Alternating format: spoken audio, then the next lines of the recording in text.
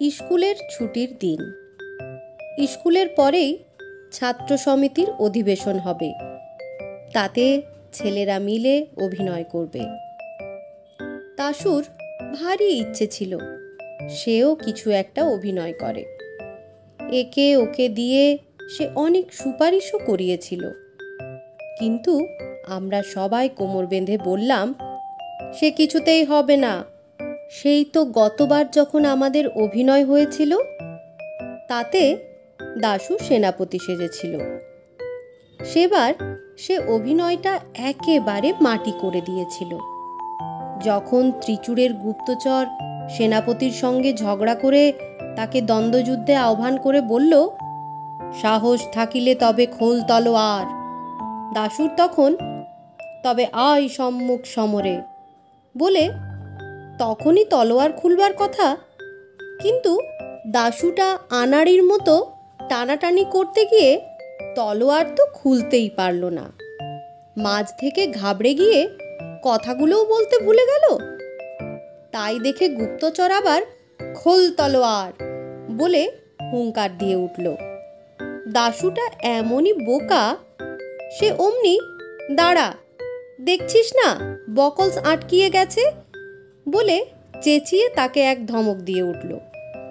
ভাগ্যিস আমি তাড়াতাড়ি তলোয়ার খুলে দিলাম, তা না হলে ওইখানেই অভিনয় বন্ধ হয়ে যেত। তারপর শেষের দিকে রাজা যখন জিজ্ঞেস করলেন, কি বা চাহো পুরস্কার কহ সেনাপতি, তখন দাশুর বলবার কথা ছিল, নিত্যকাল থাকে যেন রাজপদে মতি। কিন্তু দাশুটা তা না বলে তার পরের আর একটা লাইন আরম্ভ করে হঠাৎ জিভ কেটে ওই যা ভুলে গেছিলাম বলে আমার দিকে তাকিয়ে হাসতে লাগলো। আমি কটমট করে তাকাতে সে তাড়াতাড়ি নিজেকে সামলে নিয়ে ঠিক লাইনটা আরম্ভ করলো। তাই এবারে তার নাম হতেই আমরা জোর করে বলে উঠলাম, না, সে কিছুতেই হবে না। বিশু বলল, দাশু অ্যাক্টিং করবে, তাহলেই চিত্তির। ট্যাপা বলল, তার চাইতে ভজুমালিকে ডেকে আনলেই হয়। দাশু বেচারা প্রথমে খুব মিনতি করল, তারপর চটে উঠল।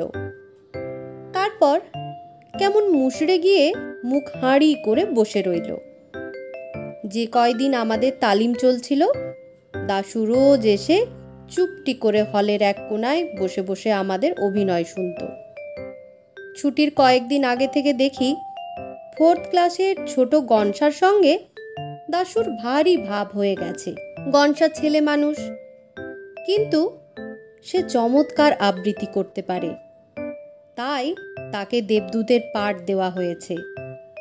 দাশু রোজ তাকে নানা রকম খাবার এনে খাওয়ায়, রঙিন পেন্সিল আর ছবির বই এনে দেয়, আর বলে যে ছুটির দিন তাকে একটা ফুটবল কিনে দেবে। হঠাৎ গনসার উপর দাশুর এতখানি টান হবার কোনো কারণ আমরা বুঝতে পারলাম না। কেবল দেখতে পেলাম গনসাটা খেলনা আর খাবার পেয়ে ফুলে দাশুদার একজন পরম ভক্ত হয়ে উঠতে লাগলো।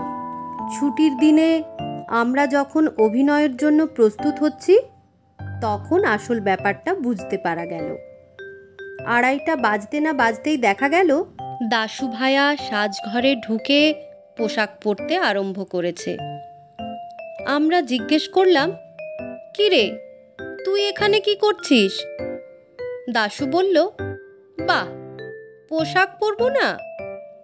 আমি বললাম, পোশাক পরবি কি রে, তুই তো আর অ্যাক্টিং করবি না।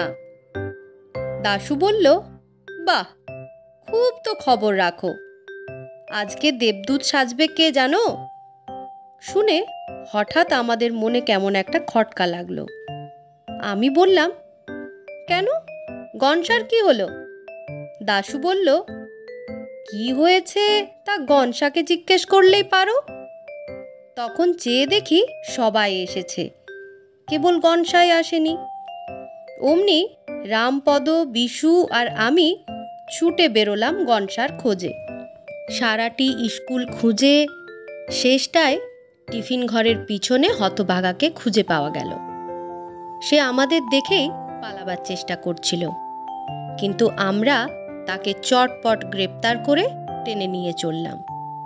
গনসা কাঁদতে লাগলো, না, আমি কখনো অ্যাক্টিং করব না, তাহলে দাশুদা আমায় ফুটবল দেবে না। আমরা তবু তাকে হিচড়ে টেনে নিয়ে যাচ্ছি। এমন সময় অঙ্কের মাস্টার হরিবাবু সেখানে এসে উপস্থিত।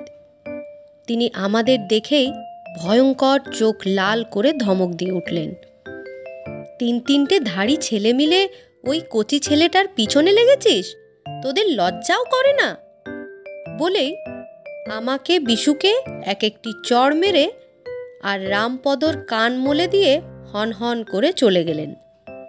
এই সুযোগে হাতছাড়া হয়ে গণেশচন্দ্র আবার চম্পট দিল। আমরাও অপমানটা হজম করে ফিরে এলাম।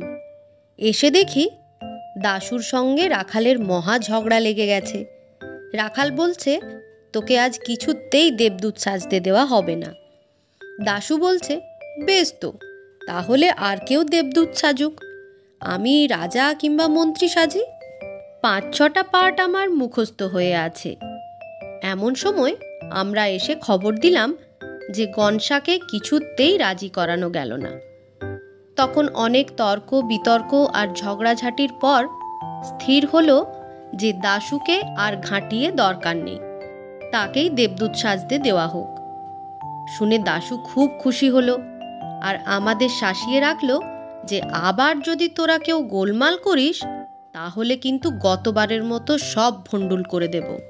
তারপর অভিনয় আরম্ভ হলো। প্রথম দৃশ্যে দাশু বিশেষ কিছু গোলমাল করেনি, খালি স্টেজের সামনে একবার পানের পিক ফেলেছিল। কিন্তু তৃতীয় দৃশ্যে এসে সে একটু বাড়াবাড়ি আরম্ভ করলো। এক জায়গায় তার খালি বলবার কথা, দেবতা বিমুখ হলে মানুষে কি পারে, কিন্তু সে এই কথাটুকুর আগে কোত্থেকে আরও 4-5 লাইন জুড়ে দিল।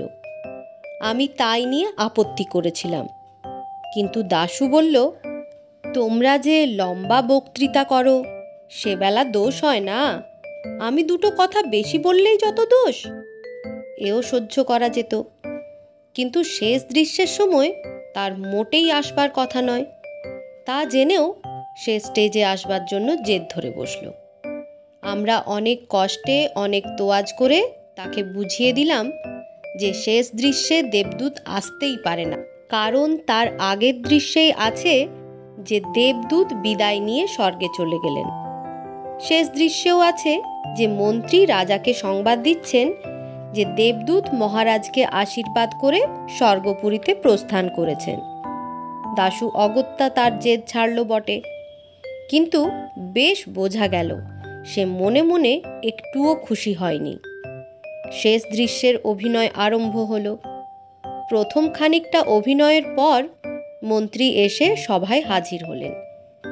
এ কথা সে কথার পর তিনি রাজাকে সংবাদ দিলেন, বারবার মহারাজে আশীষ করিয়া দেবদূত গেল চলি স্বর্গ অভিমুখে। বলতে বলতে হঠাৎ কোত্থেকে আবার সে এসেছে ফিরিয়া বলে একগাল হাসতে হাসতে দাশু একেবারে সামনে এসে উপস্থিত। হঠাৎ এরকম বাধা পেয়ে মন্ত্রী তার বক্তৃতার খেই হারিয়ে ফেলল। আমরাও সকলে যেন কীরকম ঘাবড়িয়ে গেলাম। অভিনয় হঠাৎ বন্ধ হবার জোগাড় হয়ে এলো। তাই দেখে দাশু সর্দারি করে মন্ত্রীকে বলল, বলে যাও কি বলিতেছিলে। তাতে মন্ত্রী আরও কেমন ঘাবড়িয়ে গেল। রাখাল প্রতিহারী সেজেছিল। দাশুকে কি যেন বলবার জন্যে যেই একটু এগিয়ে গেছে, অমনি দাশু চেয়েছিল জোর করে ঠেকাতে আমারে এই হতভাগা বলে এক চাটি মেরে তার মাথার পাগড়ি ফেলে দিল। ফেলে দিয়েই সে রাজার শেষ বক্তৃতাটা, এ রাজ্যেতে নাহি রবে হিংসা অত্যাচার, নাহি রবে দারিদ্র যাতনা ইত্যাদি নিজেই গড়গড় করে বলে গিয়ে যাও সবে নিজ নিজ কাজে বলে অভিনয় শেষ করে দিল। আমরা কি করব বুঝতে না পেরে সব বোকার মতো হাঁ করে তাকিয়ে রইলাম। ওদিকে ঢং করে ঘণ্টা বেজে উঠল আর ঝুপ করে পর্দা নেমে এলো। আমরা সব রেগে মেগে লাল হয়ে দাশুকে তেড়ে ধরে বললাম, হতভাগা, দেখ দেখি সব মাটি করলি, অর্ধেক কথাই বলা হলো না। দাশু বলল, বাহ, তোমরা কেউ কিছু বলছো না দেখেই তো আমি তাড়াতাড়ি যা মনে ছিল সেইগুলো বলে দিলাম।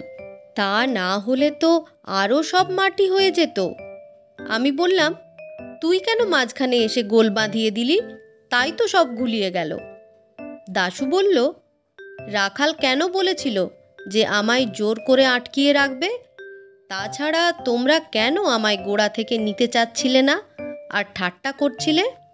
আর রামপদ কেন বারবার আমার দিকে কটমট করে তাকাচ্ছিল? রামপদ বলল, ওকে ধরে ঘা দুচার লাগিয়ে দে। দাশু বলল, লাগাও না, দেখবে আমি এক্ষুনি চেঁচিয়ে সকলকে হাজির করি কিনা।